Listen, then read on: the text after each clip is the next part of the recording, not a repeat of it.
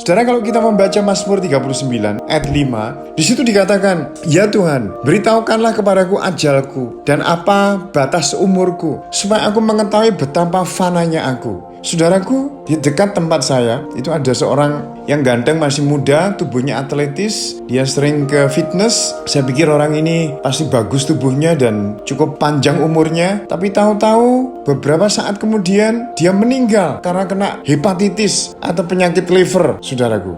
Saya pikir-pikir, begitu singkatnya hidup ini. Kita tidak bisa mengandalkan harta benda kita, kesehatan kita. Nah, cara Tuhan memanggil kita beda-beda, saudaraku. Tapi diapa-apakan walaupun kita hidup sepanjang mungkin lebih dari 70 tahun, atau bahkan 80 tahun, itu masih tetap singkat dibanding dengan jutaan tahun, bahkan miliaran tahun dalam kekekalan itu, saudaraku. Alkitab mengungkapkan bahwa hidup di bumi ini singkat dan fana. Digambarkan seperti kabut, seperti asap, seperti bayang-bayang. Saudara dan saya tidak lama di bumi ini, saudaraku. Ini bukan rumah kita. Ada pepatah Jawa mengatakan bahwa kita ini di dunia hanya mampir ngombe, hanya lewat. Kita ini ibarat pengunjung atau musafir. Bumi ini bukan tempat tinggal, seterusnya. Seharusnya tidak ada yang boleh mengikat kita di bumi, saudaraku. Baik itu rumah, mobil, cincin, berlian, sertifikat. Tidak boleh itu mengikat hati kita. Hati kita hanya terpikat seharusnya kepada Tuhan, kepada firman-Nya. Berbahaya jika harta dunia mampu mengikat dan mampu menguasai kita.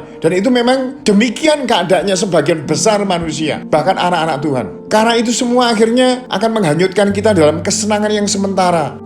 Saudara, aku lihat pahlawan-pahlawan iman terbesar bukan mereka yang mencapai kemakmuran, keberhasilan, dan secara duniawi, melainkan mereka memperlakukan hidup ini sebagai penugasan sementara dan melayani dengan setia sambil mengharapkan upah yang dijanjikan dalam kekekalan. Kadang-kadang Allah mengizinkan kesedihan, cobaan terjadi, ketidakpuasan dalam hidup ini. Apa sebabnya, saudaraku? Untuk menjaga supaya kita tidak terikat di dunia, sehingga banyak keinginan kita yang tidak terpenuhi di bumi. Dan memang gak ada sepenuhnya terpenuhi keinginan kita di bumi, karena ini sementara. Kita pun tidak benar-benar bahagia di sini. Jadi jangan mengharapkan saudara bahagia di muka bumi ini, karena memang seharusnya tidak demikian. Kebahagiaan yang sejati dan lama langgeng adalah ketika kita ketemu dengan Tuhan. Jadi mengira bahwa tujuan Allah bagi kita adalah kekayaan materi, keberhasilan, ketenaran adalah salah. Jutaan orang telah setia sampai akhir sebagai martir, di penjara, kehilangan segala-galanya karena Tuhan, tanpa materi yang berarti, tetapi mereka menggenapi tujuan Allah dalam hidup mereka.